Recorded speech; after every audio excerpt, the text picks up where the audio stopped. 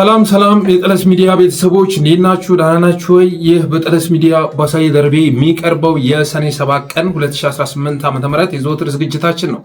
በዛሬው ዝግጅታችን ልዩ መረጃዎችን፣ ወቅታዊ ጉዳዮችን፣ ዕለታዊ ፖለቲካዊ አጀንዳዎችን ወደ እናንተ የምናደርስ ይሆናል። ስለዚህ ጠለስ ሚዲያን ሰብስክራይብ በማድረግ ሜምበር በመሆን ዝግጅታችንን በምታዩበት ሰዓትም የልብ ምልክቷን በመጫን ታፕታፕ በማድረግ ማለት ነው ብሎም ዝግጅታችንን ላይክ ሼር ያደረጋችሁ ለሌሎች በማጋራት እስከ ፕሮግራማችን ፍጻሜ ድረስ አብራችሁ ትቆዩ ዘንድ በአክብሮት እንጋብዛለን። 86000 ሰብስክራይበር ልንገባ 100 ሰው ነው የሚያስፈልገው። ስለዚህ ዛሬ ይህንን ቁጥር ማሟላት አለብን። 100 ሰብስክራይበር ይፈለጋል። በመሆኑም ዝግጅታችንን ማየት ከመጀመራችሁ በፊት ሰብስክራይብ አድርጉ ብለን በቀጥታ ወደ ዕለቱ ፕሮግራም እናልፋለን።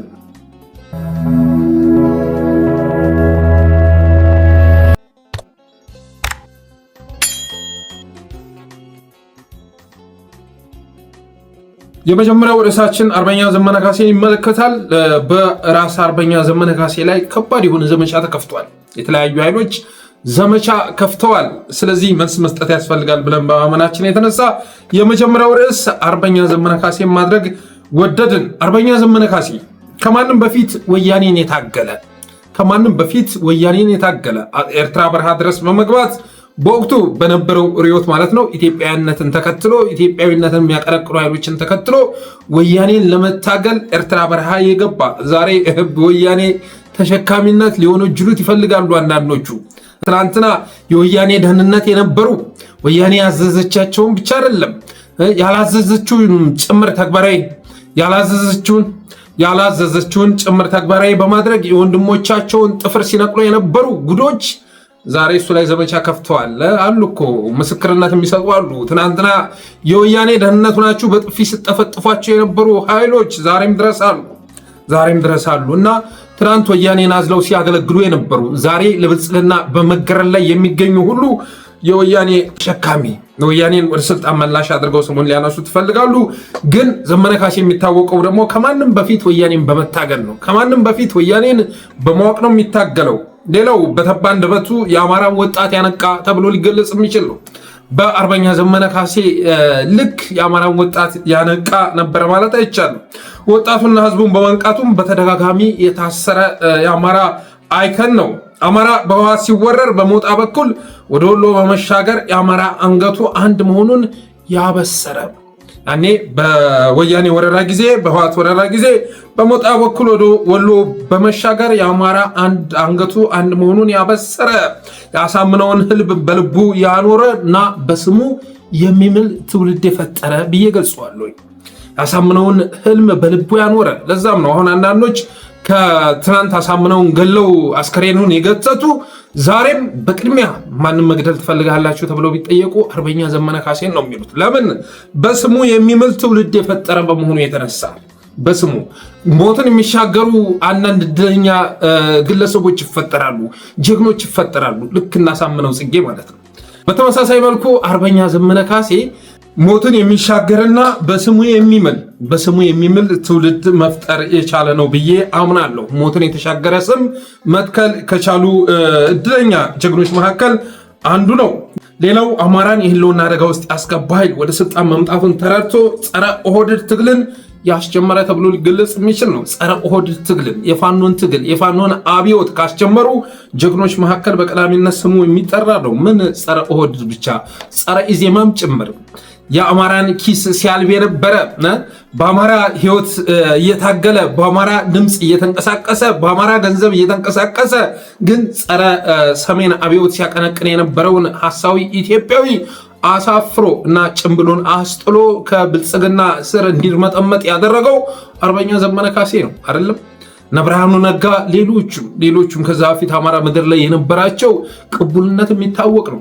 ከሁላችንም ቀድሞ ማንነታቸውን አውቆ ኤርትራ በረሃ በነበረ ሰዓት ላይ ማለት ነው ማንነታቸውን አውቆ ለትውልዱ በማሳወቅ ረገድ በሱ ልክ አስተዋጽኦ የነበረው አለ ማለት አይቻልም። ኦህዴድ የገነባቸውን ቅጥሮችና ግንቦች ደረባምሶ የተሻገረ በጣም ከማደንቀው ተግባሩ ደግሞ አንዱ ይሄ ነው። ኦህዴድ የገነባቸውን ቅጥሮችና ግንቦች ደረማምሶ በመሻገር የሚታወቅ ሰው ነው። ጉምዝ ጋር የመከረ ሰው ነው። ጉምዝ ጋር አባቴ በደንብ ያውቃል፣ እውነታውን ያውቃል። በጉምዝ ታጣቂ ስም ማን ሲጨፈጭፈን እንደኖረ ያውቃል። ስለዚህ የጉምዝ ጫካዎች ድረስ በመጓዝ ከሌሎች ኃይሎች ጋር ሲመክር የተገኘ ሰው ነው። አማራን ኮርነር ለማድረግ ሲታሰብ አስተባብሮ ሲመጣ የታየ ሰው ነው። ስለዚህ ኦህዴድ የገነባቸውን ቅጥሮች፣ የጥላቻ ቅጥሮች እና ግንቦች ደረማምሶ የተሻገረ ተብሎ ሊገለጽ የሚችል ነው። የአብይን የሥራ ወጥመድ የሰባበረም ተብሎ ቢገለጽ እውነትነት አለው። አገር የሚያሻግር ርዕዮት ያነገበ አሁን ላይ ስመለከት ዘመነ ካሴ ያነገበው ርዕዮት አማራም ብቻ አይደለም ኢትዮጵያን የሚያሻግር ርዕዮት ያነገበ ብዬ ገልጸዋለሁ። ይህንንም ስላወቁ ነው የተሸከመውን ርዕዮት የተሸከመውን ያሳመነው ህልም ያወቁ ናቸው። አሁን ሰፊ ዘመቻ የከፈቱበት አማራ እንዲሳካለት የማይፈልጉ አማራ ሁል ጊዜ እንዳለቀሰ እንዲኖር የሚፈልጉ ግን በአማራ ስም የሚምሉ ከዛ ባለማተብ ህዝብ ተፈጥረው ማተባቸውን የበጠሱ በቃ ከዛ ባለማተብ ህዝብ ተፈጥረ ማተብህን የበጠስክ ቀን ያንተ አማራነት አበቃ እነግርሃለሁ። እና እነዚህ ኃይሎች ናቸው አሁን ላይ ዘመቻ የከፈቱበት ጀግናው ላይ አርበኛው ላይ ግን ይታገሉታል እንጂ በፍጹም ሊጥሉት አይቻላቸውም። በፍጹም ጮቄ ተራራ ነው ዘመነ ካሴ፣ ታቦር ተራራ ነው አባቴ፣ የሰሜን ተራራ ነው። ልትጥለው አትችልም። ትታገለዋለህ፣ ትላፈዋለህ፣ ትቦረብረዋለህ። በፍጹም ግን ልትጥለው አትችልም። እና አሁን የተከፈተበት ዘመቻ ሀገር የሚያሻገር እና የአብይን አገዛዝ የሚገረስስ ርዕዮት አንግቦ እየመጣ መሆኑን የተረዱ ኃይሎች ናቸው ዘመቻ የከፈቱበት። ካፉ ከኢትዮጵያዊነትና ከአማራነት ያነሰ ንግግር ወጥቶ የማያውቅ እነዚህ ሰዎች ለምንድን ነው ዘመቻ የምከፍቱበት ብላችሁ ብትጠይቋቸው አንድ ንግግር ቆርጦ አያመጡም። አንድ ንግግር ማለት ነው። ሰሞኑን እኔ ላይ መግለጫ እንዳወጡት ሁሉ ለምንድን ነው መግለጫ አወጣችሁበት? ምን ሲል ሰምታችሁን ነው ተብለው ቢጠየቁ አሳማኝ የሆነ ነገር ይዘው መምጣት አይችሉም። በቡድን ተንቀሳቅሶ በጅምላ በባዶ ውሸት ከመፈረጅ ባለፈ የሚያቀርቡን ነገር የላቸው። አርበኛ ዘመነ ካሴን በየዘመኑ ይፈትኑታል፣ በየዘመኑ ዘመቻ ይከፍቱበታል። ለምን ተብለው ቢጠየቁ ግን ከብቃቱ ውጭ የሚያነሱት ነገር የለም። ከአማራነቱ ውጭ፣ ከጀግንነቱ ውጭ፣ ከታማኝነቱ ውጭ የሚያነሱት ነገር የለም። የሚያቀርቡት ምን ቅንጣት ታክል ማስረጃ የለም። ቅንጣት ታክል ማለት ነው። ዘመነ ካሴ ዝቅ ብሎ እንደው ከኢትዮጵያዊነት ካነሰ አማራነት ላይ የምታገኘው ሰው፣ ከአማራነት ወርዶ ግን ጎጥ ላይ ሲልከሰከስ የታየበት ጊዜ የለም። ጎጥ ውስጥ ሲርመጠመጥ የታየበት ጊዜ የለም። እና እነዚህን ሰዎች እነሱ ጎጠኛ አድርገው 27 ዘመቻ እንደሚከፍቱበት ሁሉ ጎጥ ውስጥ ተወሽቆ መልስ የመለሰበት ጊዜ ባይኖርም ዘመቻው ግን አሁንም ተጠናክሮ ቀጥሏል። ለምን ዘመቻ ተከፈተበት ከተባለ ጎጠኛ ቢሆንም አይከፍቱበትም ነበር። ተመሳሳይ አስተላለፍ ውስጥ ነን ብለው ይሸከሙት ነበር። እንደውም ያወድሱት ነበረ። ከነሱ የማነስ መስመር ወጥቶ ትልቁን መስመር እየተከተለ ስለሆነ ነው። ትልቁን የአሳምነው ጽጌን ህልም አንግቦ እየተጓዘ በመሆኑ የተነሳ ነው አሁንም ዘመቻቸው ተጠናክሮ የቀጠለው። ለቃሉና ለወገኑ የታመነ መሆኑን የተረዱ ውጭና ውስጣዊ ኃይሎች ከባድ ዘመቻ የከፈቱበት ይሄ አሁን የገለጽኩት ነው። የአማራን ትግል ከጠላፊዎችና ከሞጭላፊዎች የታደገ ከራስ አርበኛ ዘመነ ካሴ ብቃቶች መካከል በጣም ደስ የሚለኝ ጸረ አማራ ነህ ብሎ ካመነ፣ ትግል ጠላፊ ነህ ብሎ ካመነ የፈለገ ግዙፍ ስም ቢኖርህ ከመታገል ወደኋላ አይልም። ለምሳሌ ብርሃኑ ነጋን ማስተዋስ ይቻላል። ወይም ደግሞ በአባስ ስም የሚገናኙትን እስክንድር ነጋን ማስተዋስ በቂ ነው። እና አመጣጡን ሲረዳ፣ ህልሙን ሲረዳ፣ ከአማራ ነጋ አብሮ መሄድ መሆኑን ስለተረዳ መጨረሻ ላይ በግልጽ መጥቶ መናገር ያለበትን ተናገረ። ለራሱም ጓደኛ ጭምር ማለት ነው። ማስረሻ ሰጤን ማስተዋስ በቂ ነው። የባዕዳን ህልም መንገባቸውን ሲረዳ ዞር በል እኔ ጋር ተሰልፈህ ልትታገል አትችልም፣ ራስን ጥግ ያዝ ብሎ ከትግሉ መንቅሮ ያስወጣው ራስ አርበኛ ዘመነ ካሴ ነው። እና የአማራን ትግል ከጠላፊዎችና ከሞጭላፊዎች የታደገ ተብሎ ሊገለጽ የሚችል ነው። የወጣትነት ዘመኑን ለትግሉ የገበረ ከወጣትነት ጊዜ አንስቶ በዘመነ ኢህአዴግ አንስቶ እስካሁን ድረስ ትግል ላይ ነው። ራስ አርበኛ ዘመነ ካሴ ትግል ላይ ነው። በመሆኑም በአመራርነት በቂ ልምድ ያዳበረም ተብሎ ሊገለጽ የሚችል ነው። ከምንም በላይ ግን በአሁኑ ሰዓት ላይ ዘመቻ የተከፈተበት አብይ አህመድን ሊያስወግድ የሚችል ርዕዮት ተሸክሞ እየመጣ በመሆኑ የተነሳ ነው። ሁላችንም ልንጠብቀው የሚገባ ጀግና ነው። ራስ አርበኛ ዘመነ ካሴ የሆነ አካባቢ ተወካይ አድርገህ የምትገፋው ሰው አይደለም አባቴ፣ እንደዛ አይደለም። የአማራ ህዝብ ከዚህ የህልውና አደጋ መውጣት ከፈለገ ትልልቆቹ መሪዎች እሱ ብቻ አይደለም፣ በራስ አርበኛ ዘመነ ካሴ የሚወከል እሱ ጋር ተመሳሳይ ርዕዮት ያነገቡ ዛሬ ሺዎች ተፈጥረዋል፣ በመሪነት ለዛውም ማለት ነው። በመቶ ሺህ የሚቆጠሩ ወጣቶች ተከትለውት ወደ ትግል ገብተዋል። ተከትለውት እነ ምሬ ወዳጆ ከዚህ በፊት ስናገር እንደነበረው አርበኛ ዘመነ ካሴ፣ በሌሎች ቀጠናዎችም ያሉት ሸዋ ላይ ስንመጣ አርበኛ መከታው፣ ወደ ጎንደር ስንሄድ እነ ደረጀ በላይ ትልልቆቹ ማለት ነው ዋርካ ተብለው ሊገለጹ የሚችሉ ናቸው። አድባር ተብለው ሊገለጹ የሚችሉ ናቸው። የዚህ ትግል ማለት ነው የዚህ ትግል ዋነኛ አይከኖች ናቸው እና አሁን ላይ ዘመቻ የተከፈተው ያለ ምክንያት እንዳይመስላችሁ። ዝም ብሎ ዘመቻ አይደለም የተከፈተው። እየመጣበት ያለው መንገድ አለቃቸውን ከፋያቸውን አደጋ ውስጥ የሚያስገባ መሆኑን ተረድተው ነው ዘመቻ የከፈቱበት። ከሰሞኑን እንኳ ከኔ ጋር ተያይዛ በነበረች ብጣቂ የሆነች ዝግጅት ላይ ያችን አጉልተው አግዝፈው በዚህ ደረጃ የሐሰት ዘመቻ ሲከፍቱ የታዩት እኒህ ሰዎች ዘመነ ካሴን ለማጥቃት የሚያስችል በቂ ምክንያት ማጣታቸውን የሚገልጽ ነው። በቂ ምክንያት የሌለው ደግሞ ተልካሻውን ነገር ሁሉ ፖለቲካዊ ትርጉም እየሰጠ 24 ሰዓት ዘመቻ ሲከፍት ታየዋለ።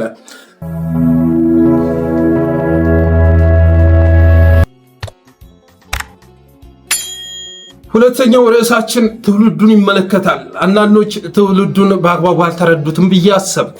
ትውልዱ ያለበትን የአስተሳሰብ ደረጃ አልተገነዘቡም እና እንደዚህ ማለት ወደድኩ። ከስራ ዕድል ተጠቃሚነት ውጭ የተደረገው ወጣቱ የአማራ ትውልድ በእጁ ላይ ያለውን ስልክ ተጠቅሞ የሶሻል ሚዲያ ተጠቃሚ መሆኑ የኢትዮጵያን ፖለቲካ በተመለከተ ያለው አረዳድ ተመሳሳይ እንዲሆን አድርጎታል። የስልካችን ዘመናዊነትና ጥራት የተለያየ ቢሆንም በሶሻል ሚዲያው የሚደርሰን ትንታኔውና መረጃው ተመሳሳይ በመሆኑ የተነሳ ተቀራራቢ የግንዛቤ ደረጃ ላይ ደርሰናል። በሀገራችን ጉዳይ ላይ፣ በፖለቲካችን ጉዳይ ላይ ትንሽ በአስተሳሰብ ደረጃ ላቅ ያሉትና የተግባር ሰው ተብለው የሚገለጹት ወጣቶች በእኛ ህይወት የአማራ ህዝብ እኩልነትና ነፃነት ይትረፍ ብለው ወደ ትግል ሲገቡ፣ ቀሪው ወጣትም ተመሳሳዩን ማድረግ ባይቻለውም ታጋይንና ተላላኪን፣ ጥቅመኛንና አርበኛን፣ ጠቃሚውንና ጎጂውን ሐሳብ ግን ጠንቅቆ በመረዳት ረገድ ችግር የለበትም። ከብዙ መታለል ከብዙ መሸወድ በኋላ ፕሮፋይልን መሰረት ባደረገ መልኩ ሰው ማምለክን እና የሌሎች ሐሳብ መሸከምን ትቶ የራሴ የሚላቸውን ሐሳብ ይዘው የሚንቀሳቀሱትን መከተል ጀምሯል። በመሆኑም ህዝብንና ሀገርን ይታደጋሉ ብሎ የሚያስባቸውን ሐሳቦች ስታቀነቅን ካገኘ እስካሁን የተደበቀ ከርመ ነው እያለ በሐሳብህ እንድትገፋ ያበረታታል። ትናንት እሱ በሚጠላው መስመር ውስጥ ብትገኝ እንኳን ያንን መስመር ለቀህ ወደ ትክክለኛው ህዝባዊ ግንባር እስከመጣ ድረስ በትናንት አቋምህ ሊያሸማቀቁህ የሚሞክሩትን ክላንተ ዋናው ዛሬ ጥፋቱን አውቆ መመለሱ ነው እያለ ይከላከልልሃል። ማን? ትውልዱ። ብሔርህ አማራም ይሁን ትግሬ፣ ኦሮሞም ይሁን አፋር ሐሳብህ እሱ የሚፈልገውን እኩልነት፣ ፍትሐዊ ተጠቃሚነት፣ የሀገር ባለቤትነት፣ ነፃነት የሚያመጣ እስከሆነ ድረስ ድጋፉን ይገልጽልሃል። ፎሎ ያደርግሃል። የሳይበር ሚሊሻው ዘመቻ ሲከፍትብህ ጀግናዬን አትንኩ እያለ ይመክትልሃል። በሌላ መልኩ ደግሞ ጳጳስ ብትሆን ፓስተርና ሼህ፣ ፕሮፌሰር ብትሆን ዶክተር፣ እሱም ብሎ ያገዘውን ሐሳብ ተሸክመ እስካገኘ ድረስ ማዘንኩህ ቀለህ ተገኘህ በማለት ፈንታ ሊያከብርህ አይቻሉም። ለምሳሌ ያህል ይህ አማራ ወጣት እንደመላው የኢትዮጵያ ወጣትና ህዝብ ሁሉ የአገዛዝ ከየትኛውም ዘመን ከተከሰቱት አመራሮች ሁሉ የከፋው፣ የትኛውም እድል ቢሰጠው ሁሉንም ዜጎች በዜግነታቸው መጥቀም የማይቻለው፣ ክፋትና ሴረኝነት የተጠናወተው፣ በግጭት ውስጥ መኖር የሚመስጠውና በተባበረ ክንድ ሊወገድ የሚገባው እኩል ኃይል ነው ብሎ ያምናል። ከዚህ ባለፈም ይህንን ህዝብ የሚያወድምና የሀገር ህልውና የሚያከስም ኦህዴድ አገዛዝ የሚደግፉ ሰዎች ራሳቸውን በጥቅም የሸጡ ጥቅመኞች፣ ካልሆንም ደግሞ አገዛዝን በጭካኔው ሳይሆን በቋንቋው የሚደግፉና የሚነቅፉ ዘረኞች ናቸው ብሎ ደምድሟል።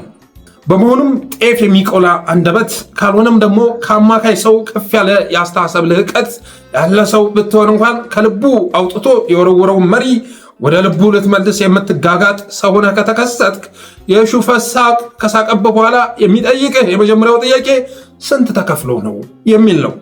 ምክንያቱም ይህ መንግስት ለመባል የማይበቃ የመጨረሻ የወረደ አገዛዝ ከጥቅመኞችና ከዘረኞች ውጭ የሆኑ ኖርማል ሰዎች ድጋፋቸውን እንዲቸሩት አይችሉም ብሎ በመደምደሙ የተነሳ የብልጽግናን ሐሳብ ስታቀነቅን ባገኘ ቅጽበት የሚጠይቅ ጥያቄ ስንት ተከፍሎ ነው፣ ስንት ካሬ ሜትር ቦታ ተሰጥቶ ነው የሚል ነው።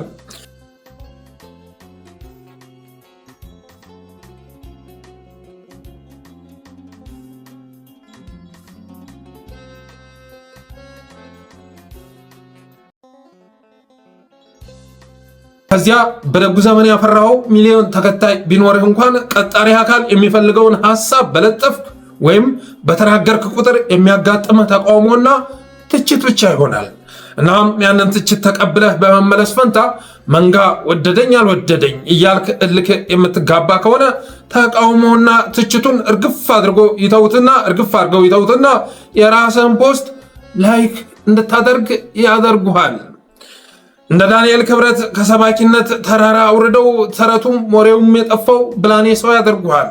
እንደ ፕሮፌሰር ብርሃኑ ነጋ በፖለቲካው ሜዳ ላይ ቅንጣት ታክል ተጽዕኖ የሌለ ከአንድ የባዕድን አመራር በላይ ክብደት የሌለ ሰው እንድትሆን ይፈርዱብሃል። እንደ ታየ ቦጋለ ታውቆ በመረሳት በሽታ እንድትለከፍ ያደርጉህና እንደ ወፈፌ እስክትቆጠር ድረስ ያስለፈልፉሃል። እንደ አብዛኛው የአብንና ኢዜማ ሰዎች ራስህን ከህዝብ የተነጠልክና በወንጀል የጨቀየህ ሰው አድርገህ እንድትቀበልና የአገዛዝ የወደቀ ዕለት አበቃልኝ የምትል ጥገኛ ሰው እንድትሆን ያደርጉሃል። የሚገርመው ነገር ደግሞ ትውልዱ ተቀራራቢ ሐሳብና አቋም ላይ የደረሰው አገዛዙን በመበየን ረገድ ብቻ አለመሆኑ ነው። አብይን የሚታደጉ ሐሳቦችን፣ የአብይን ዕድሜ የሚያሳጥሩ ህልሞችን፣ ኢትዮጵያን ሊታደጉ የሚችሉ መንገዶችን፣ የራሱንና የወገኑን የህልውና አደጋ የሚቀለብሱ እንቅስቃሴዎችን በመረዳት ረገድ በወረቀት ባይጽፈውም በልቦ ያሰፈረው ተመሳሳይ ፍኖተ ካርታ አለው ማለት ይቻላል። ማን? ትውልዱ። በመሆኑም አብይ አህመድ ዘላለም መንገስ የሚገባው ቅዱስ መሪ ነው ብለህ በግልጽ ቋንቋ በመናገር ፈንታ አራውንድ ዘቡሽ በመዞር ብትመርጥ እንኳን ብዙ ሳትጓዝ የሐሳብህን ሰምና ወርቅ ቅኔውን ፈተው ለራስህ ይነግሩህና ወይ ወደ ትክክለኛው መስመር እንድትመጣ ካልሆነም ደግሞ ጭምብልህን ትተህ እንደ ካድሬ በግልጽ እንድትወጣ ያስገድዱሃል።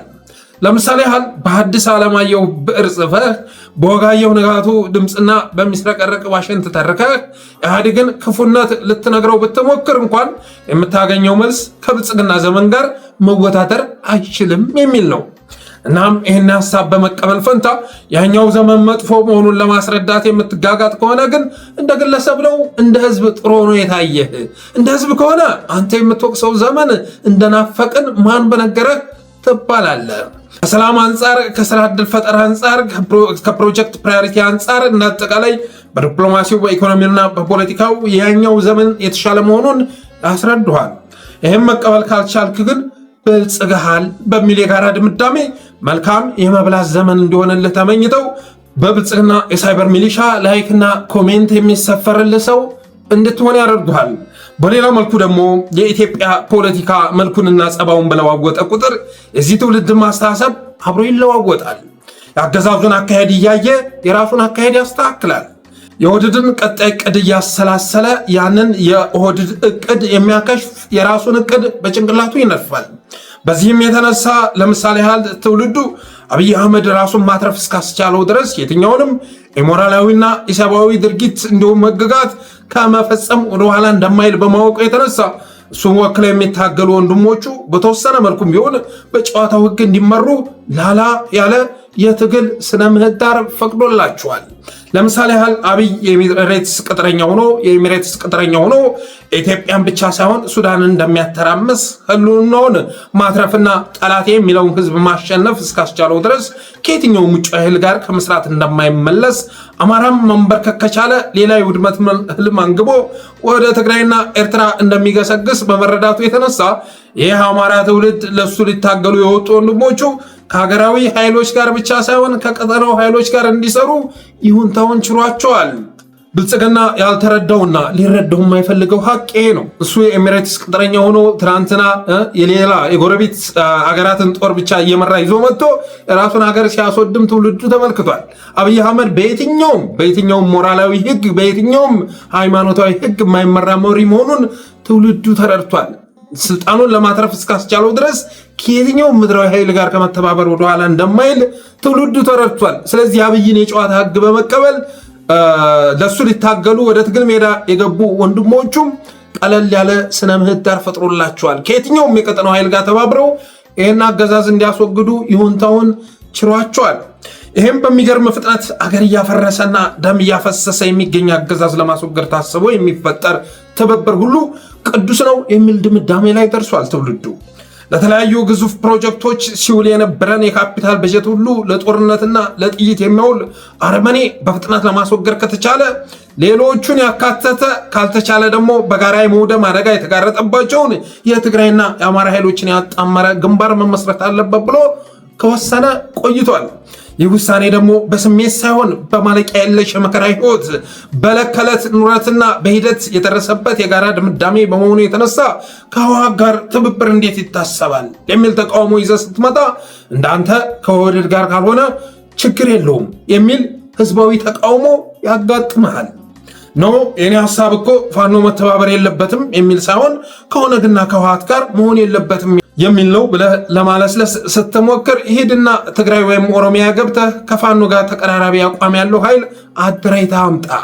ለጊዜው ግን የትግራይና የኦሮሞ ህዝብ ይወክሉኛል የሚለው እነዚህን ድርጅቶች ስለሆነ ወደ መሃል መጥቶ አብሮ ከመስራት ውጭ አማራጭ የለም ይሉሃል።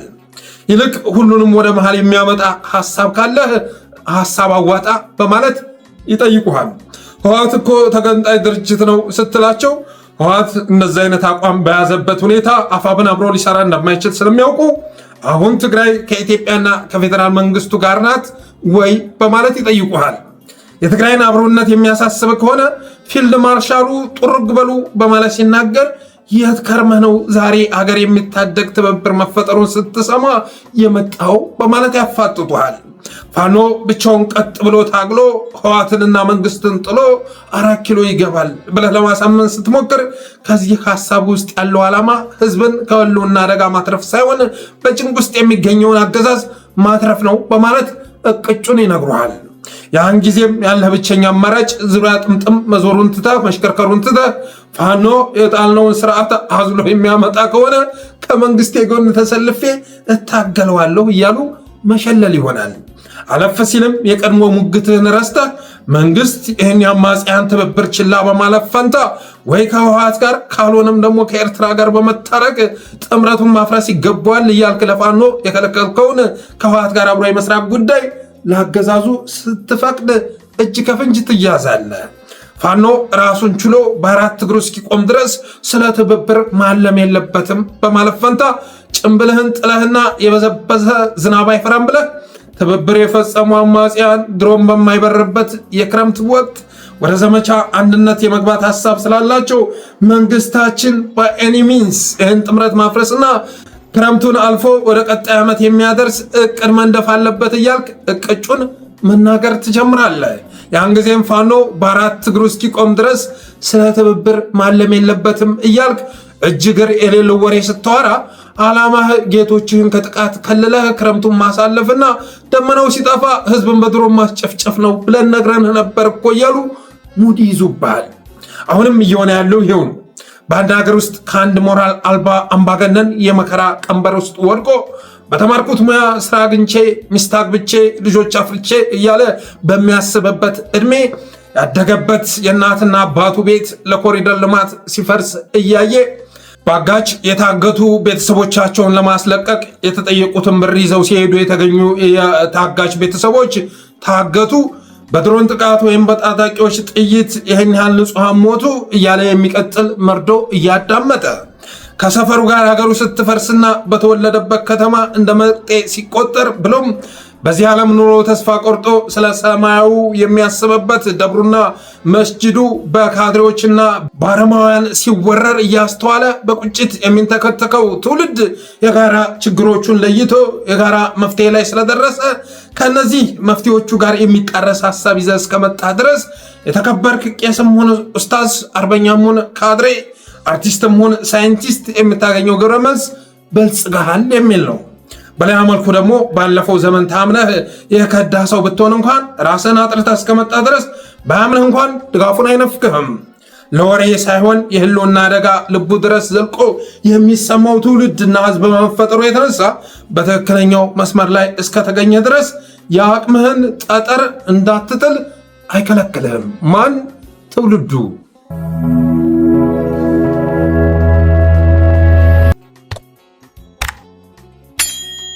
ትውልዱን በተመለከተ ያዘጋጀሁትን አርቲክል ወይም ዝግጅት የወደዳችሁት ይመስለኛል። እውነት መሆኑን የሚያግባባ ይመስለኛል። የፈለገ የተከበርክ ሰው ብትሆን እንኳን እሱ የማይፈልገውንና ከእውነታ ጋር አብሮ ማሄድ ነገር ይዛ ከመጣ በፍጹም ሊቀበል አይችልም። በፍጹም ማለት በልጽጋል የሚል መልስ ነው የሚሰጥ። ሰሞኑን ለምሳሌ ከትብብር ጋር ተያይዞ አንዳንዶች ማአት ሎጂክ ይዘው እየመጡ ነው። ላለፉት 8 ዓመታት አማራ ሲጨፈጨፍ በየቦታው ሲያለቅስ አካውንታቸውን ዲአክቲቬት አድርገው ጠፍተው የነበሩ በሙሉ አሁን ላይ አገዛዙ እንዲታደጉ ብቅ ማለት ጀምረዋል። ግን ትውልዱ የሚሸወድ አይደለም። የፈለገ ቃላት የመደርደር ችሎታ ቢኖርህ፣ የፈለገ አንደበት ቢኖርህ፣ የፈለገ ዕውቀት መክሊት ቢኖርህ እንኳን በፍጹም ይሄ ትውልድ ከሚያውቀው እውነት በህይወቱ አይቶ ማለት ነው አስተናግዶ ከመዘገበው እውነት በተቃራኒ የሆነ ነገር ልታሸክመው አትችልም። በዛው ልክ ደግሞ መፍትሄ ብሎ ካስቀመጠው ችግሩን ተንትኖ መፍትሄ ብሎ በጋራ ካስቀመጠው ሐሳብ ጋር የሚጣጣም ሐሳብ ይዛ ከመጣ ትናንት ብታጠፋ እንኳን ይቅር ይልሃል የሚል ነው ዋነኛ ኮንሴፕቱ። ወደ ቀጣዩ ርዕስ ስንሸጋገር የአንዳርጋቸው ጽጌን ኢንተርቪው ይመለከታል። አንዳርጋቸው ጽጌ ከአንከር ሚዲያ ላይ ቀርቦ ቃለመጠይቅ አድርጓል። በዛ ቃለመጠይቅም ላይ ብልጽግናዎችን ያስበረገገ እውነት ሲናገር ተሰምቷል። ብልጽግናዎችን ያስበረገገ ብልጽግናዎችን ያንቀጠቀጠ ንግግር አድርጓል። እኔ ያንን ንግግር የምጋራውና በቅርብ ጊዜ ይከሰታል ብዬ ማምነው ስለሆነ እስኪ መጀመሪያ ንግግሩን ቀንጨብ አድርገን ሰምተን እንመለስ። ያለ ወደዛ የሚሄድ ነገር ነው። የፈሪ ፉከራ ነው የተያዘው።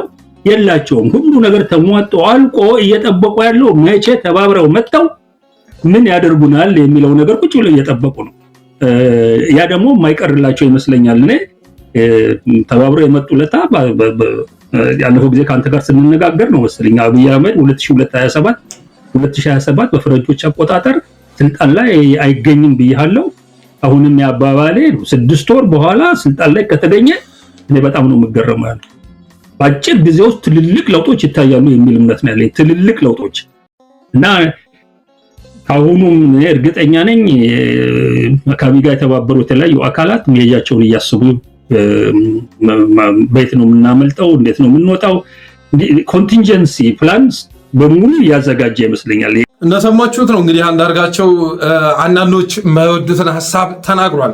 ከብልጽግና ሰዎች ባለፈ ስልታዊ ደጋፊዎቹም ጭምር የማይወዱትን እና ሊሰሙት የማይፈልጉትን ንግግር ነው ያደረገው። አርበኞችን ትግል ሻጭ አድርገው ለሚያቀርቡ መልስ ሰጥቷል። ባለቤቶች እኮ ናቸው፣ የትግሉ መስራቾች እኮ ናቸው፣ ለማን ነው የሚሸጡት በማለት ጠይቋል። ባለቤቶች ስለመሆናቸው ለመናገር ጥረት አድርጓል። የአፋብን እንቅስቃሴ ተለጣፊ የሚሆነው እንዴት ነው በማለት አብራርቷል። እንዴት ነው ህወሓትን በመረዳት ረገድ እኮ ከነምሬ ወዳጆ በላይ ህወሓትን የሚያውቅ አለ ወይ? ከጎንደር ጀግኖች በላይ ህወሓትን የሚያውቅ አለ ወይ? የታገለስ አለ ወይ? ዛሬ እኮ ህወሓት እያለ የሚያነበንበው ትናንት ሲታዘዝና አብሮ ሲሰራ የነበረ ነው። ዛሬም ከግማሹ ቁራጭ ጋር አብሮ እየሰራ ያለ ነው። በሌላ ስም ስምረት ቲፒኤፍ ምናምን የሚል ነገር መስርቶ አብሮ እየሰራ ያለ ነው። እነዚህ ሰዎች እኮ ትናንትና ሲታገሉት የነበሩ ናቸው። አሳምረው ያውቁታል። ስለዚህ ተለጣፊ ሆነው የሚመጡበት ሁኔታ ይኖራል ብዬ አላስብም ብሏል። እኔም የምስማማበት ነው። በወራት ውስጥ ይወገዳል ብሏል። ብልጽግናን በወራት ውስጥ ይወገዳል። ከዚህ በፊት እንደተናገርኩት በ2027 ስልጣን ላይ አብይ አህመድ አይገኝም። ከ6 ወር በኋላ አብይ ስልጣን ላይ ከተገኘ ይገርመኛል በማለት ተናግሯል። ከ6 ወር በኋላ አብይ አህመድን ስልጣን ላይ ካገኘሁት ይገርመኛል ብሏል። ይሄ እኔም ሐሳብ ነው። በጠለስ ሚዲያ ስናገረ የነበረ ነው። እኔ እንደውም 6 ወር ይረዝማልን ብዬ አላስብም። በ2018 ብዬ ነው የተናገርኩት። የክረምት የአብይ አህመድ ውድቀት የሚታወጅበት ነው የሚል አመለካከት አለኝ። ይህንን ስንናገር አንዳንድ ወንድሞች ወገኖች ለምን እንደሚቃወሙ አይገባኝም። ስማቸውን ልጠራቸው የማልችል ወገኖች ለምንድን ነው ቅር የሚላቸው? ስለ ትብብር ሲወራ ለምንድን ነው ቅር የሚላቸው? በተለያዩ ኃይሎች እኮ እየተወራ ነው አይደለም? በራስ አርበኛ ዘመነ ካሴ ላይ ብዙ ፕሮፓጋንዳ እየተሰራ ይገኛል። አጸፋ መስጠት የለብንም እንዴ? ፖለቲካ በመረዳት ረገድ መባል ያለበትንና የሌለበትን በማወቅ ረገድ ከናንተ እናንሳለን እንዴ? እና አንዳንዶች ለምን እንደሚደነግጡ ግልጽ አይደለም። የሆነ ሆኖ ግን እኔ አንዳርጋቸው እንደተናገረው ከ6 ወር በኋላ እኔ ከዛ በፊትም ነው ብዬ የማስበው አብይ አህመድ ስልጣን ላይ ከተገኘ ይገርመኛል። ሌላው ግብፅ ጸረ ድሮን ብትሰጥ የግብፅ ተላላኪ ሲባል ይሰማል። ግን ፋኖ ግብፅ ጸረ ድሮን ብትሰጠው አይቀበልም ማለት ነው በማለት ይጠይቃል። አይነኬ የሚባለውን ሐሳብ ሲደፍረው ይሰማል፣ ይታያል። እኔ ይሄ የምደግፈው ነው። የህልውና አደጋ ውስጥ ገብተናል ብለን እስካመን ድረስ ከየትኛውም አካል ቢመጣ የማትቀበልበት ሁኔታ ሊኖር አይችልም። ቅድም ባዘጋጀው ፕሮግራም ላይ እንዳቀረብኩት ትውልዱም ቀለል ያለ ስነ ምህዳር ፈቅዶላቸዋል ያልኩት ይሄንን ነው። አገዛዝ ስልጣን ላይ ለመቆየት ከየትኛውም ኃይል ጋር እንደሚሰራ ትውልዱ በመረዳቱ የተነሳ ህዝቡን ታደግለት፣ አገሩን አትርፍለት እንጂ ከየትኛውም ኃይል ጋር ብትሰራ ይሁንታውን ሰጥቷል ያልኩት ስለዛ ነው። ይህንንም አንዳርጋቸው አንስቷል። ሌላው 4 ኪሎ የውድቀት ቀኑን እየጠበቀ መሆኑንም ተናግሯል። ይህም እንደዛ ነው የማስበው። ኦባሳንጆን ወደ መቀሌ የላከው የውድቀት ቀኑ እየመጣ ስለሆነ በኤኒሜንስ ህወሓት ጋር መደራደር አለብኝ ብሎ በማመኑ የተነሳ ነው የተላከው እና በቅርብ ጊዜ ወደሆነ ሀገር ሄዱ ሲባል ልንሰማ እንችላለን። ያገዛዙ ፍላጎት ይሄ ነው። ህወሓቶች ይህን ከተቀበሉ ከዛ በኋላ የጥምረት ጉዳይ እንዳበቃለት ማወቅ አለባቸው። ጌታቸው ረዳን ለመሆን እንደመረጡ መረዳት አለባቸው። ጌታቸው ረዳን ከዛ በኋላ ከኤርትራ ጋር ከአማራ ጋር የሚለውን ነገር እርሳው። አይደለም አብረክ ሂደህ እንደገና ወደ ገተታ መግባት ይቅርና ቀን የማራዘም ሁኔታ ካለ የምትበላው በቅድሚያ ራስህ። አፋብን እንደሆነ አማራ እንደሆነ እስካሁንም ድረስ እንደ ፍጥርጥሩ ለብቻው ታግሎ ህልውናውን ማቆየት ችሏል። ነገም ቢሆን ህልውናውን ያስከብራል። ስለዚህ ፕላን ቢ የሚል በኪስ ይዘህ የምትንቀሳቀስ ከሆነ የምትበላው ራስህ። ምንም አንሽኮርማም። ብቻችንን ነው ይህንን ትግል የጀመረው። አማራው ብቻውን ነው የታገለው፣ ወደፊትም ብቻውን ይታገላል። ኢትዮጵያን ለመታደግ ካልሆነ በስተቀር ራሱን ለመታደግ አማራው ብቻውን በቂ ነው። የትኛውም ኃይል ቢመጣ ሊያጠፋው አይችልም። የትኛውም የፋኖ ትግል መሸነፍ የሚባለውን ስቴፕ ካለፈ ዓመታት ተቆጠሩ። ድሮኑ፣ አየር ወለዱ፣ ሪፐብሊክ ጋርዱ፣ ፌዴራል ፖሊሱ፣ መከላከያው እዙ ሁሉ ተተረማምሶ አፋብን ማሸነፍ የሚባለው ነገር መክሸፉን አረጋግጠዋል። እነ ብርሃኑ ጁላም ጭምር አብይ አህመድ ጭምር 1000 ዓመት ብትዋጋ አታሸንፈኝም ማለት ጀምሯል። አሸንፋለሁ፣ ድምጥማጥህን አጠፋዋለሁ፣ በ3 ሳምንት 30 ክላሽ ይዘህ ውርውር የምትል በየቦታው ትበላለህ እያለ ከመዛት ወጥቶ 1000 ዓመት ብትታገል አታሸንፈኝም መባል የተጀመረው ፋኖ ትግል መሸነፍ የሚችልበትን ስቴጅ በማለፉ የተነሳ ነው። ስለዚህ ቀጥ ብሎ በአንድ መስመር ውስጥ መጓዝ ነው የሚጠቅመው። ቀጥ ብሎ ኢትዮጵያን ለማትረፍ መንቀሳቀስ ነው የሚጠቅመው።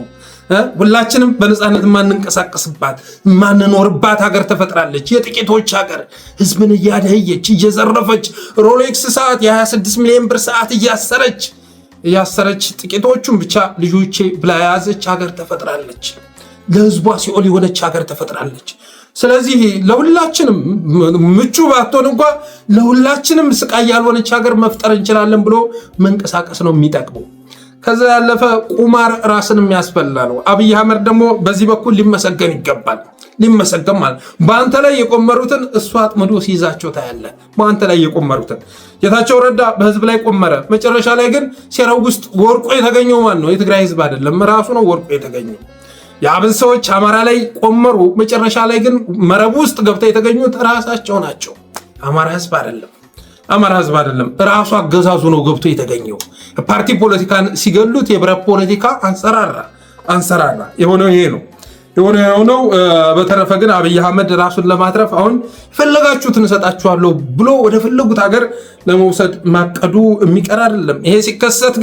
ይሄ ሲከሰት ፋኖና ህወሓት አብሮ መስራት የለበትም ስትሉ የነበራችሁ ወገኖች ምን እንደሚወጣችሁ አብረን ነው የምናየው። ምን እንደሚወጣችሁ መቼም ፕላን ቢ ይኖራችኋል ብዬ አላስብም። ነገ አብይ አህመድ እናንተን አሽቀንጥሮ አንዱን አዝሎ ይመጣ እንደሆነ ምን ውስጥ እንደምገቡ አብረን የምናየው ይሆናል። በተረፈ እነዚህ ኃይሎች አባቴ በየትኛውም መልኩ ብትደራጅ ይሁንታቸውን ይሰጡኛል ብለን እንዳትጠብቅ። አማራ መደራጀት የለበትም የሚል አቋም ነው ያላቸው አባቴ። በዚህ መልክ ተደራጅ የሚል ምክር ሀሳብ የላቸው። በመሆኑም ለምሳሌ በማንነት ልደራጅ ብለህ ስታስብ ወያኔ በፈጠረው ክልል ልትደራጅ ነው እንዴ ብለው ይቃወሙሃል። በአማራነት ይደራጃሉ ስትል ወያኔ በፈጠረው በክልላዊ አስተሳሰብማ ትልቁ ህዝብ ሊጠፈነግ አይችልም። መዳረሻው ኢትዮጵያ ናት፣ ርስቱ ኢትዮጵያ ናት። በኢትዮጵያዊነት ካልሆነ በስተቀር በአማራነትማ ልክ አይደለም ይለዋል። እሺ ኢትዮጵያዊነትን ተቀብያለሁ፣ ስለዚህ ከኢትዮጵያ ኃይሎች ጋር ልደራጅ ብለህ ስትመጣ ደግሞ ከኦነግ ጋር እንዴት ይሆናል? ከትህነግ ጋር እንዴት ይሆናል? ከወድድ ውጭ እኮ አጋር መሆን የሚችል የለም ብለው ይሉሃል። ከጉምዝ ጋር እንዴት ታስበዋለህ ይሉሃል። እንደዚህ ናቸው። እነዚህ ብላኔ ሰዎች ህዝብ የሚያስብ አይመስላቸውም። ህዝብ ጭንቅላት ያለው አይመስላቸውም። ሲያምታቱ ሲያደናግሩ ህዝብ የሚታዘብ አይመስላቸውም። ይህንንም ለመረዳት በአደን ውስጥ የሚያደርጉትን ትግል መመልከት በቂ ነው። በአደን ውስጥ ራሱ የጎጥ ትግል ለኩሰው የጥቅም ትግል ለኩሰው ታገኛቸዋለህ። ስለዚህ በማንነት የምልደራጅ ስትል በዜግነት የምልደራጅ ስትል አፍራሽ ብሎ የሚከሰቱ ኃይሎች መሆናቸውን መረዳት ያስፈልጋል።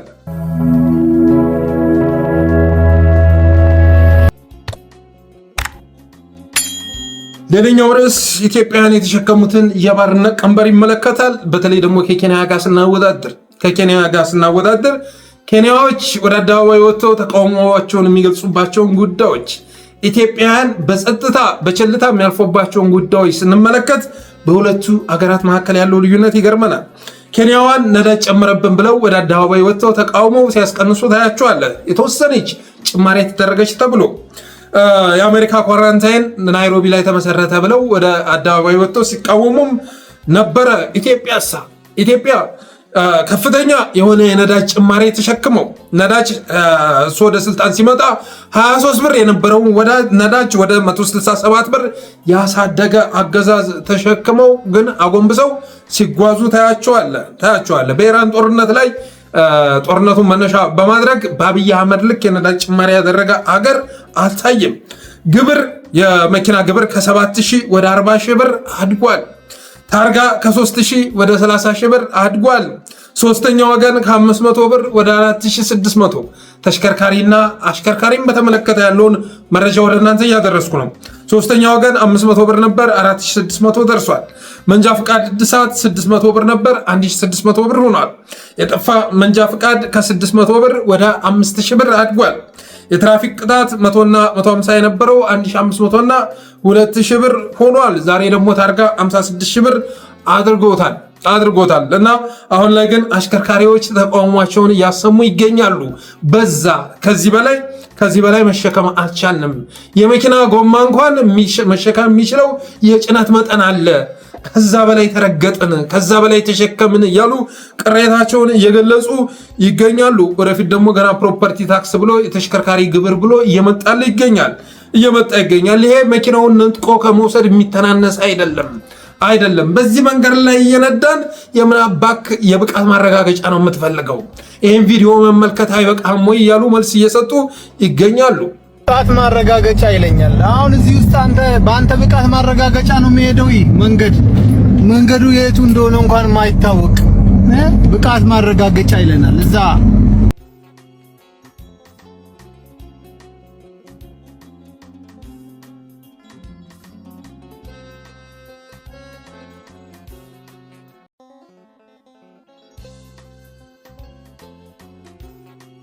እንዳያችሁት ነው። በተመሳሳይ መልኩ 56,000 ብር ለአውቶሞቢል ታርጋ መውጫ ከመባሉ ጋር ተያይዞም አንዳንድ ወጣቶች እንዲህ የሚል ቅሬታ ሲያቀርቡ ተደምጠዋል።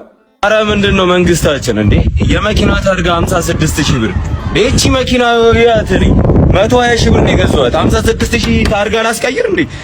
አረ እኔ ታሽጣውልኝ ታርጋውን መከፈል አይመስለኝም። አረ ይታሰብህ ከገመቺ ስኩል 56 ይሄ 56 ነው የሚሆነው። በእንደዚህ በተለሳለሰ መልኩ ነግረው የአገዛዝ ሊያዳምጥ አይችልም። አረ ተው መንግስትዬ ተው እንጂ ምን ይሄ ነው? 150,000 ብር የገዛናትን መኪና 56,000 ብር ታርጋ እንዴት አውጡ ትላለህ?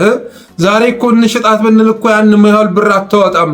የወቅቱን ዘመናዊ መኪና የሚያሽከረክሩ ጋር እንዴት ነው እኩል የምንከፍለው እያልክ ተለሳልሰህ ተናግረህ መልስ ልታገኝ አትችልም። የሚያዋጣው መነጣጠልህን አቁመህ አሽከርካሪዎች ሲያምፁ ተሳፋሪዎች ለብቻ መነጠልህን ትተህ በጋራ መንቀሳቀስ ስትችል ነው። በ3 እና በ4 ቀን ልታስወግደው የምትችለውን አገዛዝ ነው ተሸክመህ እያንዘፋዘፍክ የምትገኘው። ጉልበትህን ካለማወቅ የተነሳ ነው በዚህ ደረጃ ባሪያ የተደረግከው። የተለያዩ ህጎችን እያወጣ በነገራችን ላይ ከመኪና ታርጋ የሚያገኘው የብር መጠን ስታስቡት በኢትዮጵያ ያለ ተሽከርካሪ ቁጥር የአውቶሞቢል የግል መኪና ቁጥር በ56,000 ብር ስትመጡት የ3 ክልል ዓመታዊ በጀት ለመሸፈን ያስችለዋል አገዛዙ። ስለዚህ ያንን አድርጎ IMFን አስደስቶ እንደገና የድሮን መግዣ ብድር ለመቀበል ነው እቅዱ። ይሄ ነው የአንተ ህይወት እያሳጣ ትናንት የነበረህን ነገር እየነጠቀ የለጉርስህን እያሳጣ በረሃብ እንዲገልል ፈቅድለት አይገባም። በቃ ይበል፣ በቃኝ ይበል። በመረጥከው ማግስት እንዲህ አይነት ውሳኔ ይዞ የሚመጣ እርኩስ አገዛዝ አስበዋል። ምርጫ አካሄድኩ ተመረጥኩ ባለማግስት እንደዚህ አይነት የዝርፊያ ህግ ይዞ የሚመጣ ጨካኝ አገዛዝ አስበዋል። በኢትዮጵያ ደረጃ ምርጫ ተካሂዷል ተብሎ ባይታሰብ አማራ ክልል፣ ትግራይ፣ ኦሮሚያ የተወሰኑ አካባቢዎች ላይ እና ቤኒሻንጉል ጉሙዝ ምርጫ ተካሂዷል ተብሎ ባይታሰብም በአዲስ አበባም የተካሄደው ምርጫ የምርጫ መስፈርትን የሚያሟላ ነው ተብሎ ባይታሰብ ግን ጥሩ የሆነ ምርጫ አካሂጃለሁ ብሎ እያወራ ይገኛል። በምርጫ መንግስት እንኳን አትሊስት አንዳንድ መንግስታት ለህዝባቸው ቃል የገቡትን ለማሳካት ጥረት ያደርጋሉ። ይሄ ግን እርኩስ አገዛዝ፣ ዘረኛ አገዛዝ በመሆኑ የተነሳ አዲስ አበባ ላይ ያለው ተሽከርካሪ በብዛት የማን ነው? የየትኛው ብሔር ነው? ኦኬ አማራና አማርኛ ተናጋሪ ነው አይደል? ለምን ታዲያ አጋጣሚውን ተጠቅመን አንበዘብዘውም? ለምን አናዳየውም ተብሎ ነው አባቴ ይሄ ፕላን የመጣው።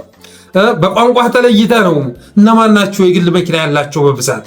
ስለዚህ 56 ሺህ ብር ለምን አንነጫቸውም? ያንን ተቀበልናቸው ማለት የመኪናቸውን ቢያንስ 1/10ኛ ዋጋ ተቀበልናቸው ማለት ነው። ቀጣይ ደግሞ ፕሮፐርቲ ታክስ ምን ታክስ ብለን እንዘርፋቸዋለን ተብሎ ነው እየተሰራ የሚገኘው። ስለዚህ ይሄ አገዛዝ ብትችለው ማታልፈው ስለሆነ መከራው ማያልቅ ስለሆነ አላህ አማራጭ በጥቂቶች መስዋዕትነት ብዙዎችን ለማጥፋት የተዘጋጀውን አገዛዝ ታግሎ ማሸነፍ ብቻ ነው ላለው። በተረፈ አብራችሁ ስለቆያችሁ አመሰግናለሁ። የጠለስ ሚዲያ ሜምበር ሰብስክራይበር በመሆን ስቲከሮች ማበርከት ብሎም ዝግጅታችንን ላይክ ሼር እያደረጋችሁ ለሌሎች በማጋራት ሚዲያችሁን አበረታቱ ብዬ የዛሬ ዝግጅቴን ቋጫለሁ። ክበሩልኝ።